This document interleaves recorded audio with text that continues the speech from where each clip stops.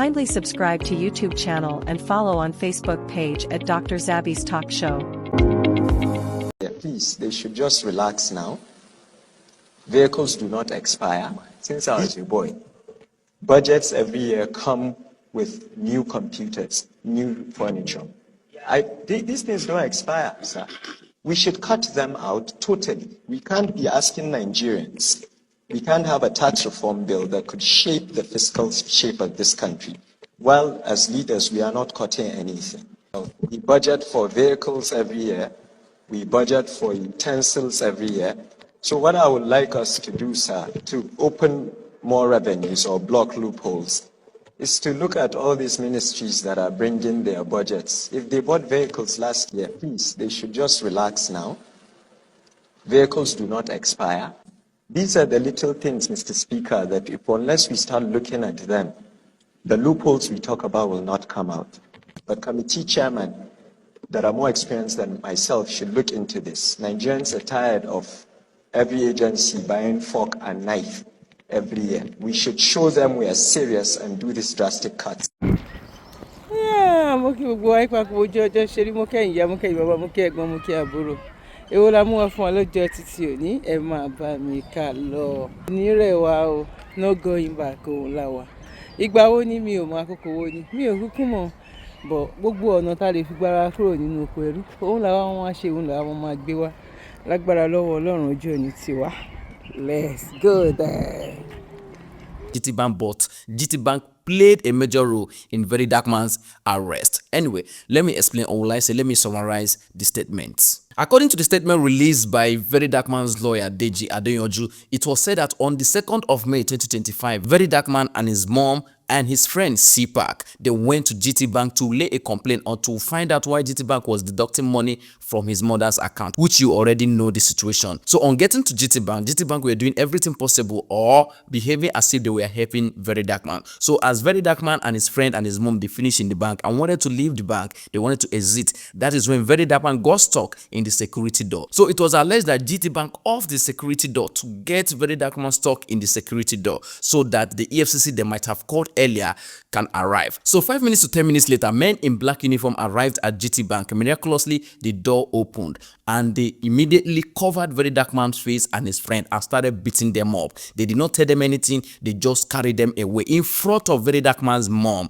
Her mom was crying, doing everything to stop them, but they could not. In fact, it was also alleged that they somehow pushed Very Dark Man's mom, causing her a little injury. As of the time of releasing the statement, according to the statement released by Very Dark Man's lawyer, Very Dark Man's mom is nowhere to be found or her current location is not known yet. So Very Dark Man was taken away, where it was later discovered that it was now EFCC. They took Very Dark Man to the EFCC Abuja. So that is when Very Dark Man's lawyer sent some representative to the EFCC. Upon getting there, they tried to get access to Very Dark Man, but they said, according to the EFCC officials, they said that Very Dark Man refused to come out. But then they gained access to his friend, which is CPAC. It was CPAC that narrated all the issue to them. But then CPAC already sustained a lot of injury. So the EFCC claimed that they have arrest warrants signed by a magistrate court to arrest Very Dark Man. What was Very Dark Man's offense? So Very Dark Man was arrested for cyber talking. So the lawyers asked that what is the offense of his friend CPAC they arrested along with him. So the EFCC could not say why or reason they arrested his friend. Anyway, his friend was released, but the EFCC refused to release Very Dark Man, meaning that Very Dark Man is still with the EFCC as of this moment. In fact, hear what Very Dark Man's brother have to say. GTBank, I'm so disappointed because you played a role in the kidnapping of my brother today. You played a very, very, very important role because from the moment Very Dark Man got to the bank, you gave the information out that Very Dark Man was in the bank. You the same bank. You the same bank wey say you comot money from my mother account. They try me, they find we rectify am peacefully. We no fight now. We came to the bank. Only for you people claiming to be helping us, you went ahead and did your communication with whosoever you did your communication with. And after that, when VDM was done and about to leave your bank, you locked him in your door. When I mean door, now know that door you say for enter bank, you press that your green button, where go open, where go enter. As soon they come outside, they lock him inside that place for 5 to 10 minutes. First off, he's not a criminal. He no get anything we don't do now. Only for una to come there, cover him face like thief. Cover him face. come beat am, carry am go. You beat am, beat the guy, eat my mama. Like, I no understand wetin be una agenda. So as many Nigerians are still waiting for GT Bank to release their own official statement or maybe to clarify what really happened, but then a lot of Nigerians are currently withdrawing their money from GT Bank. In fact, people are currently boycotting GT Bank, stating that GT Bank is done for Nigerians. Because if not, why will you hand over your customer that came to make a complaint to the authority for no reason? I don't understand. But the question right now is that will GT Bank ever survive this in Nigeria? That is a bigger question to ask. Bigger names in Nigeria are not left behind. A lot of people are currently saying that, in fact, those that don't have account with GT Bank are saying that thank God they don't have account with GT Bank. Those that don't have share with GT Bank are also saying that thank God they don't have share with GT Bank. People like Dele Farotimi say that Akukuma no get any share in any Nigerian bank, meaning say it don't really cast for GT Bank. In case you are wondering that which of the GT Bank in Abuja did this incident happen in, this incident happened at Area 3 GT Bank. That GT Bank at Area 3. Yes, exactly this one. That is where the whole incident happened. In case you want to go and make inquiry there and know why they did that, you know where to go. GT Bank Area 3 Abuja. Now, one thing you need to understand about this whole issue is that you might not like Very Dark Man or whatever issue you have. It's not about Very Dark Man. It's about the system. If it can happen to Very Dark Man, that is a public figure that people take their problem to, what is the hope of you? Now, imagine waking up in the morning and GT Bank or any bank calls you that somebody used your NIN to borrow money from them, and all your hard work, all your earnings, the bank will be taking it every month. How will you feel? Who will you run to for help? And now, trying to sort the issue, the authority comes there to arrest you. Remember, before now, Very Dark Man has been talking about the EFCC and their illegal practice and all that. Anyway, it's not only Very Dark Man. People like me will be calling out the EFCC on their illegal activity. The question is that who else would the EFCC go after? If they can go after the major ones that you carry your problem to, who else would they go for? This is time that everybody needs to speak out, because refusing to speak out is making yourself vulnerable to the same situation that Very Dark Man is today. It can happen to you. Your bank can deduct your money and there's nothing you can do. Meaning that the EFCC or the authority or the security agencies can arrest you for cyber talking, even though maybe you are not cyber talking, or maybe you are just speaking out for their illegal activities. You are just speaking out in defense of people. So this is Nigeria. Injustice to one is injustice to all, because it might be happening to VDM today. Who is next? That is the question. Anyway, let me leave it here. You don't local government. Ìṣẹ̀lẹ̀ ńlá kan ṣẹlẹ̀ ńbẹ̀. Ẹ máa rí bí wọ́n ṣe sá àwọn èèyàn ládàá yànnàyànnà. Ẹ máa rí bí àwọn Fúlàní bí wọ́n ṣe lọ ká àwọn kan mọ́nú oko ní Ìbàdàn nídòó tí wọ́n sì fẹ́ pa wọ́n sínú oko wọn. Ẹ máa rí tí mò ń sọ yìí dáadáa. Ó kàn jẹ́ pé mo wá paraphrase ẹ̀ ń bí. Mo dẹ̀ fẹ́ fi hàn yín nǹkan tó ṣẹlẹ̀ gangan kẹ́ ẹ gbọ́ bó ṣe ṣẹlẹ̀. Nítorí pé mo dúpẹ́ lọ́wọ́ alukoro ọlọ́pàá nípínlẹ̀ Ọ̀yọ́, iléeṣẹ́ ọlọ́pàá nípínlẹ̀ Ọ̀yọ́. Nítorí jẹ́ kí n tètè wá tábà ní pé kẹ́ ẹ má bàa fi Gárúbà lẹ̀ ni o. Kẹ́ ẹ má bàa fi Gárúbà lẹ̀ ni o. Gárúbà ní Fúlàní tó sá àwọn èèyàn ládàá. Níbo ló ṣe jẹ́? Bó ṣe jẹ́ gan rèé. Àwọn Yorùbá wà nínú oko, wọ́n ń ṣiṣẹ́ lọ. Wọ́n ń gbin àgbàdo nídòó. Wọ́n ń gbin àgbàdo. Ibi tí wọ́n ti ń gbin àgbàdo, Fúlàní dá màálù dé. Fúlàní dẹ̀ ń fi ẹsẹ̀ wú àgbàdo tí wọ́n gbìn. Màálù fẹsẹ̀ wú àgbàdo tí wọ́n gbìn. Èyí tí wọ́n bá di sàjẹ́ ń bẹ̀, wọ́n sàjẹ́. Àwọn yẹn lé wọn, àwọn yẹn sọ fún Fúlàní pé sóòrí bá ń ṣẹ́ ń bí ní kí tó dá màálù ẹ̀wọ́ bí. Fúlàní ní ilẹ̀ bàbá àwọn lòún wà. Nídòó.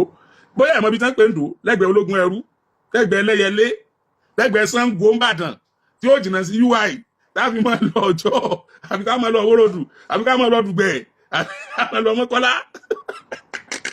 Fúlàní ní ilẹ̀ bàbá àwọn. Ìkan nínú àwọn àgbẹ̀ méjì tó wà lóko ó sì súnmọ́ Fúlàní yẹn láti sọ pé lé màálù ẹ̀ padà. Ṣùgbọ́n Fúlàní fàdáyọ, ó sì ń sá ẹni tó tẹ̀lé yẹn. Ẹnìkejì náà, ó wá rí i pé wọ́n fẹ́ sá ìkejì wọn pa. Ó dìde, ó sáré tẹ̀lé wọn láti gbà kejì ẹ̀ lẹ̀. Wọ́n yíjú sí, wọ́n sì ń sá òun náà ládàá. Ṣùgbọ́n wọ́n fẹ́ bẹ̀ yẹn lórí ni, ó wá fọwọ́ gbà báyìí. Ẹ mọ̀ pé ẹni tí èèyàn méjì bá ń jà, tẹ́ bá ti rí pé wọ́n gé lọ́rùn ọwọ́ báyìí àbí wọ́n gé ń bí, ẹ ti mọ̀ pé ibi tó ti ń tàbí wọ́n gé ń bí, ibi tó ti ń defend kán mọ́ gé òun lórí ni ló ti náwó báyìí tán ti gé. Gbogbo ẹ̀ lẹ́ máa rí. Ṣùgbọ́n ẹ gbọ́rọ̀ díẹ̀ lẹ́nu arákùnrin tí wọ́n sá yẹn.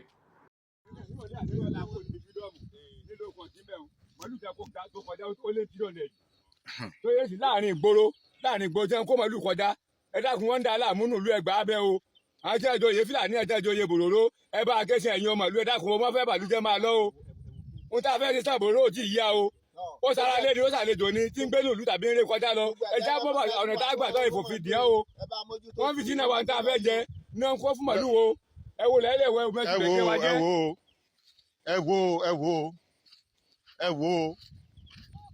ẹ wo mọ̀ ṣe bẹ̀gẹ́ jẹ́ lọ o ẹ wo mọ̀ ṣe bẹ̀gẹ́ jẹ́ lọ o wọ́n fi business tí wọ́n destroy tiwa ní o ẹ bá mójútó ẹ̀yin ìlú o.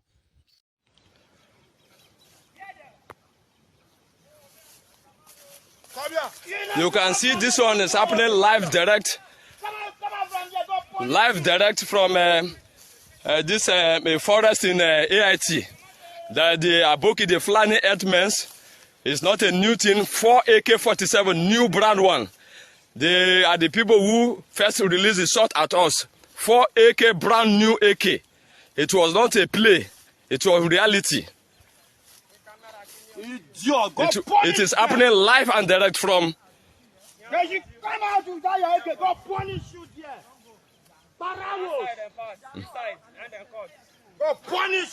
It was indeed a battlefield.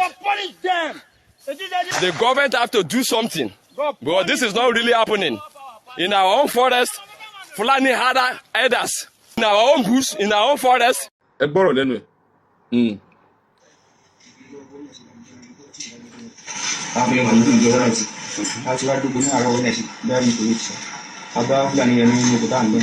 Gbogbo ẹ̀yin tẹ́ wá ń tẹ lágbára lọ́wọ́ tí ẹ ń lò ó bó ṣe wù yín bó ṣe bẹ́ẹ̀ ṣe rò pé yẹ tẹ́ ń lò yẹn ẹ gba lẹ́sìn lọ́wọ́ kú gbogbo kan tó ha 1000 lọ́wọ́ kan tó ẹ̀ ń sọ bẹ́ẹ̀ ẹ̀yin lọ́kàn ẹ̀ sọmọ́nù kan wáyé Nàìjíríà ti bẹ̀bẹ̀ àwọn ọmọ Yorùbá náà ti bẹ̀bẹ̀ ohun tó yẹ ká dá sí ohun tẹ́ sọ ni pé ohun tá à ń ṣe yẹn àti ìṣètò ká tún múra sí dáadáa nígbà yà bá jẹ wá tó di pé bàbá ń jẹ ọmọ ń jẹ bàbá rẹ̀ á ní làákàyè gbà yẹn ìyàwó àbà preamble ni ìyàwó tí jẹ nìkan àbà à ń sọ fún àwọn ọmọ ẹ pé ẹ jẹ́ kálukú ọmọ lọ́nlọ́ ẹ ṣé tẹ lágbára lọ́wọ́ tí ẹ ń lò ó bó ṣe wù yín bó ṣe bẹ́ẹ̀ ṣe rò pé yẹ tẹ́ ń lò yẹn ẹ gba lẹ́sìn lọ́wọ́ kú ẹgbà lẹ́sìn lọ́wọ́ kú ìyà ń jẹ àwọn ọmọ Yorùbá pọ̀ Nàìjíríà ó tó gẹ́ ẹ̀pín Nàìjíríà ẹ jẹ́ kálukú ọmọ ọlọ́run ẹ̀ kò lè wọ́ọ̀kì mọ́ Nàìjíríà ti expire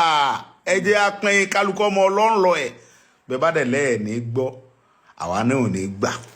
àwa sọ bẹ́ẹ̀ bàbá nínú kò sáà nílò wa sọ fún lóyà a ti gbin oko yìí kó ẹran fún bẹ́ẹ̀ ọba ní tí bàbá wa lórí ilẹ̀ ní kí pèsè ìwọ̀n ẹran tó ń bọ̀ ní jẹun asáwà ní ìdíje sáàlọ́bà bó ti bẹ ní àdálẹ́sẹ̀nù ariwo ẹ̀ tí mo wá gbọ́ tó ti sọ́nà ládàá ọwọ́ àhọ àwa tẹ̀lé tí mo ti tẹ̀lé tí mo ṣubú báyìí ọkàn pàdé àti mìíràn ní bẹ́ẹ̀ mọ́lẹ̀.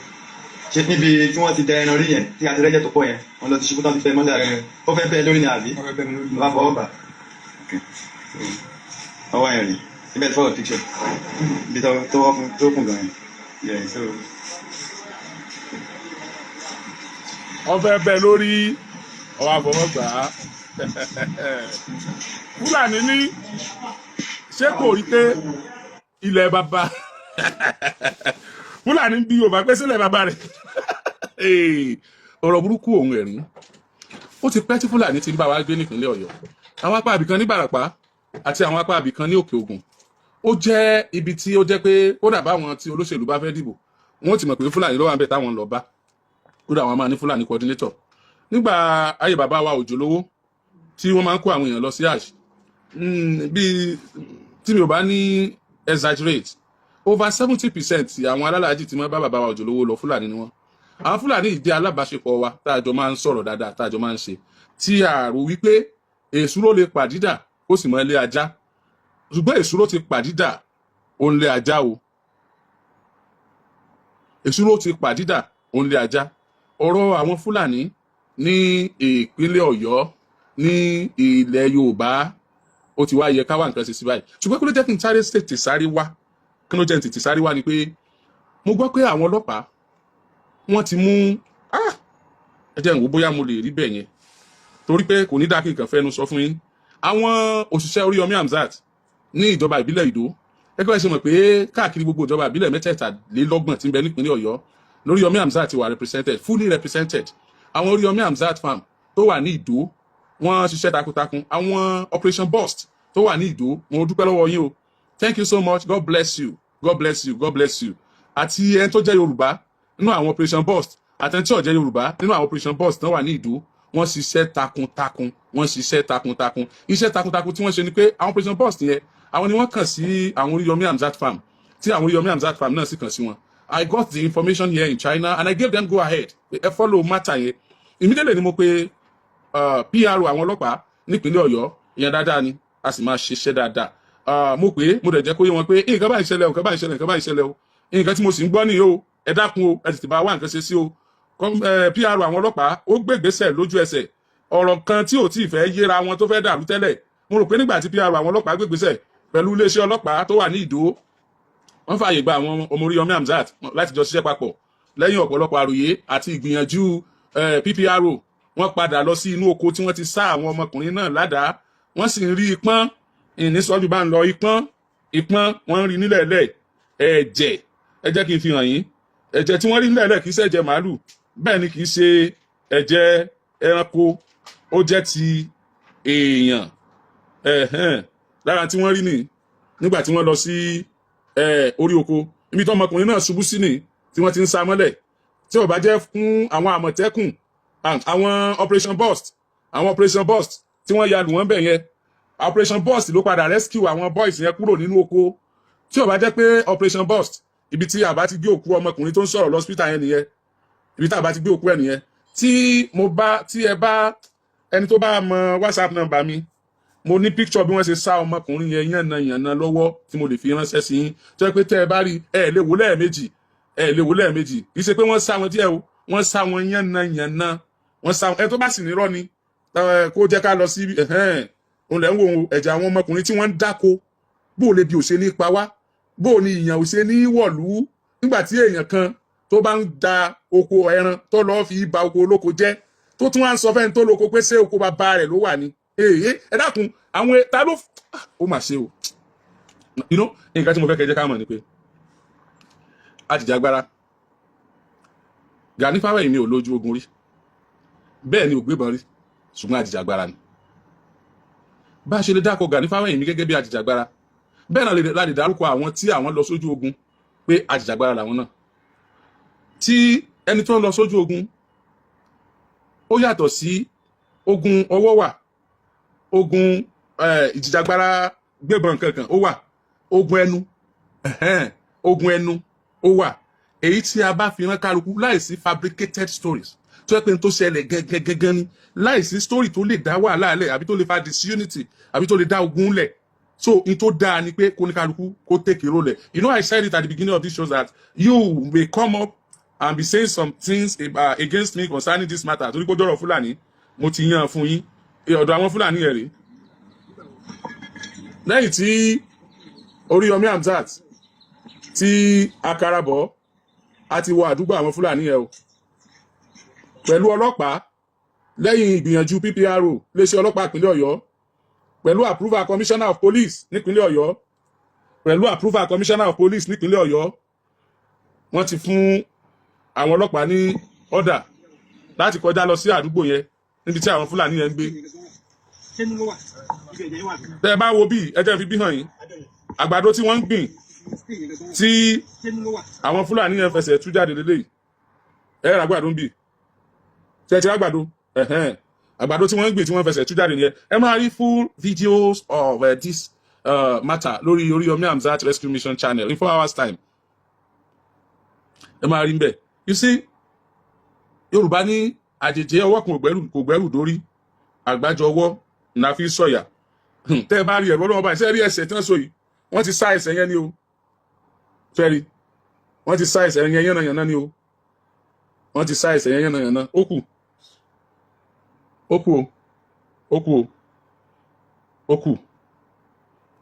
ẹ wò wọ́n tún lélẹ̀ lẹ́sù lọ sóko lónìí. Oríyọmí ń ṣiṣẹ́ tiẹ̀, ṣé àgbẹ̀, ṣé báwọn àgbẹ̀ ẹ wò ẹsẹ̀ náà ti gé jáì, ṣé báwọn kan ní ọ̀bàrà dáko táwọn ọ̀rà tí àwọn ẹ wò lónìí wọ́n wọnú abúlé yẹn lọ. Ìwádìí fi yé wa pé àwọn operation burst wọ́n ti gbé Garuba wọ́n dẹ̀ ti fa Garuba lé àwọn ọlọ́pàá lọ́wọ́ ṣùgbọ́n ìwádìí tún fi yé wa pé Garuba bí ó gba béèlì ara rẹ̀ tàbí ó lóun lọlé òun padà bọ̀ àsáàrí Garuba ìgbà yẹn làwa wá karabọ̀ pé kí ló dé tà ní rí Garuba mọ́ kí ló dé Garuba ti ń lọ fẹ́ ni lè lọ́wọ́ mú òsínfẹ̀sọ̀ ọ̀rẹ́ wa PPRO àwọn ọlọ́pàá nípínlẹ̀ Ọ̀yọ́ tá a fi bá sọ̀rọ̀ tó sì bá ọ̀gá ọlọ́pàá ìpínlẹ̀ Ọ̀yọ́ sọ̀rọ̀ ọ̀gá ọlọ́pàá ìpínlẹ̀ Ọ̀yọ́ ní láyé kò sí tó jọ ẹ wá Garuba jáde àbúrò Garuba tí wọ́n jọ wà lóko tó sáyàn ládàá ṣé ẹ mọ̀ pé bàtà àwọn ẹni yẹn wà ní tí wọ́n wà nílé ìwòsàn tán tọ́jú wọn ó sì tún wà ní ilé tiẹ̀ tí ń ṣe fàájì ó wà nílé tí ń ṣe fàájì ṣùgbọ́n aṣáàdúpẹ́ nígbà tó ga ọlọ́pàá ìpínlẹ̀ Ọ̀yọ́ ti bá wa dá sí wọ́n ti lọ mú lẹ́sìn wọ́n dàgbé wọ́n sì tún mú bàbá Garuba náà ẹ̀gbọ́n Garuba náà wọ́n ti tì wọ́n mọ́lé ṣùgbọ́n Garuba ti sá lọ. ẹ̀yin amòfin ẹ dákun ẹjá ṣe báyìí ṣé a lè ṣẹ́gun Fúlàní nílẹ̀ Yorùbá yes a lè ṣẹ́gun Fúlàní àwọn ọba wa ṣé wọ́n ṣe tán ká ṣẹ́gun Fúlàní nílẹ̀ Yorùbá àwọn ni wọ́n dáhùn yàn pèsè mi torí gbà tó di pé Fúlàní lẹ́nu pé sílẹ̀ bàbá rẹ̀ ní fẹ́ǹtì ń dáko ìgbà yẹn láti bi àwọn ọba wa pé ṣé ẹ ti ṣe tán sà ẹ kóra yín jọ ẹ sign communique pé ní tẹ́yìn ọba fẹnu kò sílẹ̀ kí kálukú ó fún gómìnà lu ìpínlẹ̀ rẹ̀ tó bá nu àwọn local securities tó sì wà ní ọ̀dọ̀ yín ẹ jẹ́ kó yé àwọn gómìnà yín pé ẹ ní di support wọn báyìí àti bẹ́ẹ̀ bẹ́ẹ̀ lọ tí ní sọlá fẹ́fẹ́ táwọn bá nu sáré ṣẹ́gun Fúlàní payanpayan tí wọ́n jẹ́ tán fẹ́ fi pa wá kú nílẹ̀ Yorùbá ọ̀pọ̀lọpọ̀ ìní àgbẹ̀ ìní ó ti kàwé a dẹ̀ encourage wa ká padà sínú oko ṣùgbọ́n ní oko tẹ́ ẹni á padà sí bí ìgbà tẹ́ tàn wá síjà ẹkùn tẹ́ fọnú ṣiṣẹ́ lé wa lọ́wọ́ ni ikú rẹ̀ ní àlọ́ bá ń bẹ̀ èyí tí wọ́n bá sálàdà yẹn náà ṣe sálàdà yìí wọ́n sì sálàdà nínú brain bó náà ṣe máa ń sáyà ládà nínú brain ó ti ná gbogbo owó tó rí ó ti bí invest nígbà ọba tásìkò fún ẹ láti kórè tó bá dénú oko wàá rí pé màálù Fúlàní ti jẹ gbogbo tó gbìn pàápàá it's not a physical damage but it's a psychological damage tẹ́ pé ẹni yẹn lè má jẹ́ èèyàn mọ́ láyé so wọ́n ti sálàdà lọ́pọ̀lọ́ nìyẹn ṣáwá lè ṣẹ́gun wọn àwọn mọ́gàjì àwọn olóyè àwọn èèyàn kànrìnkànrìn láwùjọ tó yẹ pé ọ̀pọ̀lọpọ̀ wọn ní ra màálù fáwọn Fúlàní yìí tó ń bá wọn dà let's hold them responsible then hold Oríyọmí responsible hold everybody like Oríyọmí in the society responsible láti play role ẹ̀ ní environment tó bá wà within capacity ẹnìkọ̀ọ̀kan wa this is my own platform kí n play role yẹn ní platform yẹn tí mo bá gbọ́rù nǹkan tó ṣẹlẹ̀ yìí kí n má dákẹ́ kí n kígbe kí n pariwo síta támọ̀tẹ́kùn bá mú wọn tán fún àwọn ọlọ́pàá lọ́wọ́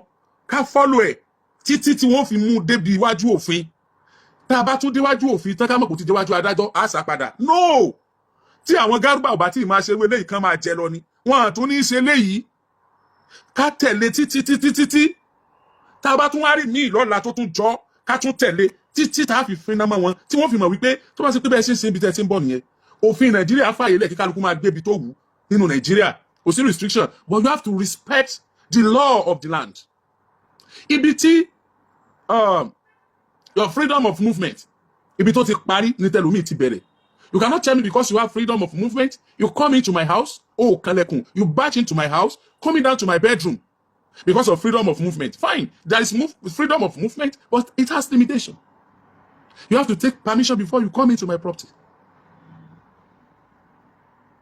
so kóníkálukú okay àwọn olóyè Sunday Igboho wọ́n kópa tiwọn ní ipa tó dẹ̀ jọjú tó dẹ̀ nítumọ̀ tó gíríkì torí pé béèyàn bá jọmọ Yorùbá tí èsè pé ákìlù ẹ̀ sọnù pátápátá kò ní sọ pé gbogbo pàtí Sunday Igboho kó òdo ni no it is not wọ́n sọ̀dọ̀ ojú tí wọ́n fi wò ó lè yàtọ̀ tó bá wò pé bẹ́ẹ̀ kọ́ lẹ kí Sunday Igboho ṣe ìwọ náà ṣe tó yẹ kí wọ́n náà ṣe torí ètò náà ṣe yẹn ní part ó ní part lára àwọn Fúlàní tí wọ́n fẹ́ ba Ìbàràpá at least wọ́n calm down wọ́n lẹ́ni tí wọ́n bẹ̀rù as at that particular time even till now wọ́n lẹ́yìn tí wọ́n bẹ̀rù. So a lè má lè ṣe gbogbo tá a fẹ́ lẹ́ẹ̀kan náà, a lè má lè ṣe lẹ́ẹ̀kan náà, a lè kọ́kọ́ rákòrò ká tó rìn, bọ́ a gbọ́dọ̀ dúró lójú kan náà. The question is, ǹjẹ́ mi ń kópa tèmi, ǹjẹ́ wọ́n ń kópa tiẹ̀, àbí a kàn sọ̀rọ̀ lásán? Because this part of the world nílẹ̀ Yorùbá wa ọ̀rọ̀ nìkan ni, no action. Àti bẹ̀rù kújù, àti bẹ̀rù kújù, ọ̀rọ̀ ẹ̀ máa fẹ́ kú ikú alẹ́ mọ́yàn, ikú sẹ́yìn ní kú ni, ẹ̀yin làṣàrà ìlú ni. Wọ́n pa o, wọ́n pa o, olóṣèlú pa o, ìjọba pa o, bí wọ́n bá pa wá kú náà ni. Wọ́n àdẹ̀ lè pa wá bọ́jọ́ tí a dá ò bá pé. Let's do the needful. Ilẹ̀ Yorùbá, bóyá approach right o, bóyá approach wrong o, only God knows. Etí ìbá máa ṣẹlẹ̀ lọ́yọ̀ state báyìí bí Sunday Igboho ọba gbégbèsè tó gbé báyìí. Bóyá bá a bá ríru Sunday Igboho ní Ondo nígbà náà ni ó ṣeé ṣe kí n ti ṣẹlẹ̀ lóńdó lónìí ọmọ ṣẹlẹ̀ ń bẹ̀.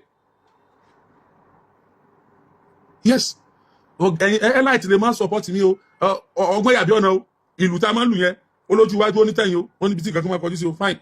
But I will just say, even if I don't support you, even if I support you, I will just say it the way I see it. Academic pé mo ṣe sọ yẹn ló dáa jù, but má sọ pé ni ò dáa rárá, torí pé wọ́n lo wò pé ò dáa, èmi lè wò pé ó dáa. Tèmi náà bá dẹ̀ wò pé ò dáa, ó lè dáa lọ́dọ̀ tiẹ̀.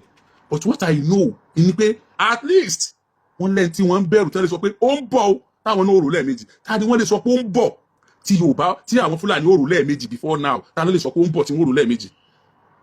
So tó bá yẹ pé mo dúpẹ́ pọ̀ lọ́wọ́ ẹ̀yin tẹ́ gbà forí yọmí tán tinú tòde, ẹ̀yin ti dó, ẹ ṣe sẹ́yìn, iṣẹ́ ńlá lẹ ṣe. Ẹ̀yin tòkè ogun, ẹ̀yin náà ó yá ẹ dìde anytime tẹ́ bá ti rí i pé irú nǹkan báyìí ṣẹlẹ̀, wọ́n fẹ́ dọwọ́ bò mọ́lẹ̀, ẹ já fọ́lọ́ ẹ̀, tí Garuba ó fi dagodi á fọ́lọ́ ẹ̀ ni. Tí ò bá jẹ́ pé akẹsẹ̀ bọ̀rọ̀, Garuba ò ní sáré náà. Information tó tẹ̀ mí lọ́wọ́ jẹ́ kó yé mi pé kódà nígbà àwọn dé police station kò sẹ́ tí ọ̀dà Garuba mọ̀ ń bẹ̀.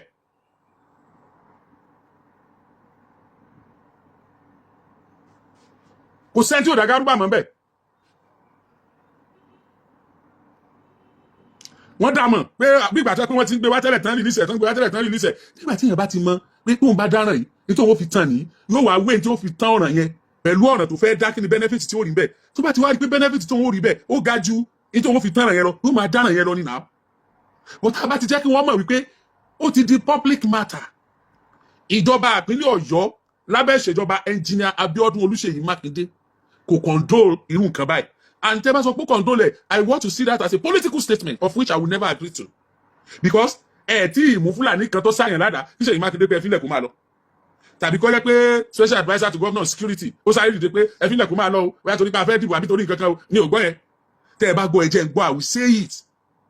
But àwa gangan, àwa dákẹ́. Ìjọ Garuba ti ń dalẹ̀ ẹrú nídùú mbẹ̀ yẹn. Tí lé àwọn olóko kú olóko pé màálù ń fẹ́ jẹ. Mélòó nu yín ló já gbọ́ tí wọ́n ń túlẹ̀? Báyìí pé lóòótọ́ ni wọ́n ń túlẹ̀. I don't want to believe that. Because if you see something, say something. You can't just be keeping quiet. Káyìn ẹ̀rẹ́ máa bàjẹ́ lọ. Who does that? Àwa láṣẹ láti lọ sí any part of the world, any part of the or even in Nigeria, láti lọ ṣe nǹkan tí kò bá òfin ìlú wọn mú bẹ́ẹ̀ ni.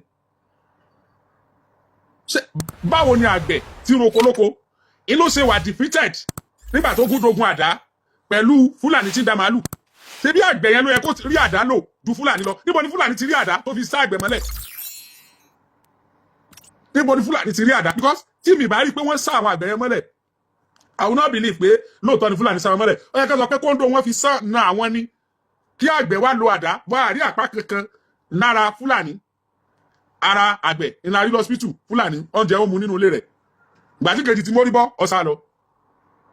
Ó ṣe mórí bọ́ yẹn ọ̀gá question mi mórí bọ́ yẹn. Come on my YouTube channel, 4 hours time. In 4 hours time, all these pictures, you will see it. In fact, láti lè follow matter dáadáa kọjá bó ṣe bá ṣe wí bá ṣe rò.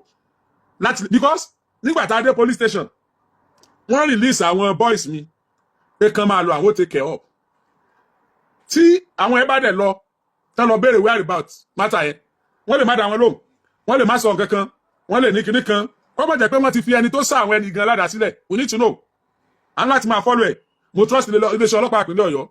Torí pé ọ̀gá ọlọ́pàá náà ló pàṣẹ pé kí wọ́n lọ follow matter yẹn up. Tí o bá ní trust ni, they will not do that. But trust yẹn ò tó. Bí mo ṣe sọ ìtẹ́ ẹ bá ṣẹ̀ṣẹ̀ ń gbọ́. There's one thing you have anything anywhere you are in the world. Let's start making calls. Let's start making calls. Let's start making calls. Let's start pressing button. This Garuba must not go unpunished. And his brother, forget our mama, forget Eleyi, forget Nkan. Even in Nigeria, we won't take that. We won't take that. And the cow can let some people let it nonsense. Nonsense. Nonsense. Yeah, finally, let me conclude by saying this. This program does not aim or targeted at intimidating or instigating anyone against the government in power or any tribe. We say it as we see it. Tó bá jẹ́ pé nígbà tí ọwọ́ bá Garuba, tí Garuba bá ti wà ní akoto ọba, tí kìí ṣe pé Garuba ń sákiri, tí a ti rí pé ọwọ́ líle ni wọ́n ti fi mú wọn, a lè máa wà sáfẹ́fẹ́ láti wá sọ kankan. Then tí kò bá sí language pé ṣẹlẹ̀ bàbá rẹ̀ ló wà yìí, kò ní sí, ó lè má kà wá lára tó báyìí. But a rí undertone message, there's some messages that are yet to be communicated tó ti wà nínú ọ̀rọ̀ yẹn.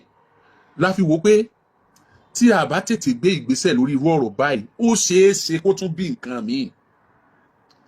Ìjọba tó wà lóde ń ṣe ìgbìyànjú nípa security. Fine. Tí ìjọba ò bá gbìyànjú nípa security ẹja ti bí wò. Ṣé bí orí omi kọ́ ló arrest wọn? Operation Burst tó arrest wọn. Ṣé bí ìjọba ló sponsor Operation Burst? Tó yẹ pé ìjọba ò ṣe kankan lórí security. Ṣé mọ̀ pé Operation Burst ò ní wà bẹ́ẹ̀ anytime yẹn. So kudos to the government of the state for doing that. Ṣùgbọ́n nígbà tí ìjọba bá wá ṣe ìgbésẹ̀ tiẹ̀, ṣé ìjọba ni ó prosecute wọn? Ṣé ìjọba ni ọlọ́pàá tí ó ti Garuba mọ́lé? Ṣé ìjọba ni ọlọ́pàá tí ó follow case Garuba tí ó fi délé ẹjọ́? Àbí tí ẹnìkan bá bribe ẹnìkan bẹ̀rù? Ṣé commissioner of police náà bribe? No. But àwọn authorities this is what I need to tell you. Ṣé mọ̀ pé bí ṣe wulẹ̀ kó kéré tó? Ọlọ́run fà wá náà sípò kékeré kan táwọn èèyàn wà lábẹ́ wa. Tí a bá máa sọ tá à ń sọ yìí, àwọn authorities ṣeéṣe kán máa gbọ́ àwọn nǹkan kan tó ń ṣẹlẹ̀. Àwọn aráàlú ṣeéṣe kán máa mọ àwọn nǹkan kan tó ń ṣẹlẹ̀. Bí mo ṣe sọ ìsìn, ọ̀pọ̀lọpọ̀ wọ́n dìde sí pé no, a gbọ́dọ̀ mọ whereabouts Garuba. Kódà bẹ́ẹ̀ bá fẹ́ lọ wo àwọn yẹn lọ́spítù, a gbọ́dọ̀ mọ ibi tán wà lọ́spítù, a gbọ́dọ̀ mọ bó ṣe ṣẹlẹ̀ gangan. Yes, tó bá jẹ́ àwọn yẹn náà ló jẹ̀bi, bí ẹ interrogate wọn, ń ta wà fún nìyẹn. Ẹ má sì mí gbọ́. It's not for anything. I'm for peace, justice. Ká dẹ̀ jà fún àwọn tí wọ́n bá oppress. Káwùjọ wa. Gbogbo ìgbà tí wọ́n bá yàn èèyàn jẹ, tẹ́ǹtọ́ yàn èèyàn jẹ, tí sì ń rọ́nà lọ, irú àwùjọ yẹn ò ní nísinmi. Nítorí pé ẹni tí wọ́n yàn jẹ yẹn náà, inú rẹ̀ ò ní dùn ní gbogbo ìgbà tí bá ń rí ẹni tó yàn jẹ tó sì jẹ lọ. Òun náà máa dúró de ìgbà tó náà ní àǹfààní láti gbẹ̀san. Bó ní àlàáfíà ṣe wá fẹ́ wà nírú àwùjọ yẹn. Kódà ẹlòmíì máa ń go extra mile, ẹlòmíì ó lọ bẹ̀bẹ̀ fún ẹni tó bá tún lágbára jẹ ní ẹ lọ láti bóun gbẹ̀san. So tí a bá ti wá rí pé wọ́n yẹn ní ìdí ẹni tá tètè dìde sí, ọkàn rẹ̀ ó ti ẹ̀ balẹ̀, inú rẹ̀ ó dùn pé wọn ò yan òun jẹ gbé. Mo kí gbogbo ojú tí wò mí ti ń gbọ́ mi jákèjádò orígun mẹ́rẹ̀ẹ̀rin àgbáyé. Orúkọ mi ni Ambassador Àkànfẹ́ Ìwò tí mo jẹ́ agbẹnusọ fún iléeṣẹ́ X2 Ultimate Herbal International Limited. Níléeṣẹ́ wa bí láti màmọ̀ dájú nǹkan kan tí eléyìnbó ń pè ní health is wealth, ìlera lọ́rọ̀. Kì í ṣàfẹnujẹ́ nìkan tá a bá ń gbọ́ ní sétí. Torí gbogbo lọ́gbọ̀n àwọn èèyàn ni wọ́n ń kojú àìsàn tí a pè ní ìfúnpá gíga. Ìdí nìyí tí iléeṣẹ́ X2 Ultimate Herbal fi ṣètò oògùn ìfúnpá gíga fún ní powder àti ní olómi. Kò tán síbẹ̀, oògùn ìtọ̀ ṣúgà ó wà ní iléeṣẹ́ X2 Ultimate Herbal International Limited ní powder àti ní olómi. Òun náà lẹ̀ ń wò yìí. Oògùn ọ̀pẹ́ ẹ̀yìn wà tí a ti ṣe lọ́jọ̀ fún ẹni tó bá ń kojú ọ̀pẹ́ ẹ̀yìn torí gẹ́gẹ́ bí ìṣòro. Iléeṣẹ́ wa níbí ní oògùn ẹ̀ tó lè bá wọn tán rẹ̀ lójú ọgbọ́n. Bákan náà, ogunlọ́gọ̀ àwọn èèyàn ni wọ́n jẹ́ oníbìísí tí wọ́n ti rora wọn pín wípé Ọlọ́run ò lè ṣe, ṣùgbọ́n tó jẹ́ pé àìsàn kan sómìíràn ní kọjú ọmọ bíbí wọn. Ó wà ní iléeṣẹ́ X2 Herbal International Limited fún ìwòsàn fún àwọn oníbìísí. Kò tán síbẹ̀ o, a ní ọ̀pọ̀lọpọ̀ oògùn tí a ṣe létò fún ẹni tó bá jẹ́ ẹni tó bá ní ikùn gbẹ̀ndù tó jẹ́ pé ọ̀rá ti pọ̀ jù lára ẹ̀, ó máa bá wa burn fat, a pè ní X2 burn fat fún obìnrin àti fún ọkùnrin. Bákan náà, ní iléeṣẹ́ X2 Ultimate Herbal International Limited, a ní egbòogi èyí tá a ṣe ní powder fún ẹni tó bá ń kojú àìsàn stroke. Ó wà ní iléeṣẹ́ X2 Ultimate. Tẹ́ ẹ bá lé èèyàn tó ní lẹ́gbẹ̀ẹ́ ẹ dán wò. Ìjọba lù ú lóǹtẹ̀ fún lílò torí pé ojú dání. Káàkiri ni wọ́n ti mọ̀ wá nílẹ̀ yìí jákèjádò àgbáyé. Kò sí onírúurú àìsàn tàbí àrùn tẹ́ lè máa kojú tí a ní oògùn rẹ̀ egbògi ẹ̀dá ti ṣe lẹ́jọ̀. Torí ẹ̀ àìrìn jìnnà láìra gbúpẹ́ ọ̀kẹ́rẹ́ o 079 0153 tàbí 0806 4000 204. X2 Ultimate Aba International Limited. Health is what we care. God is.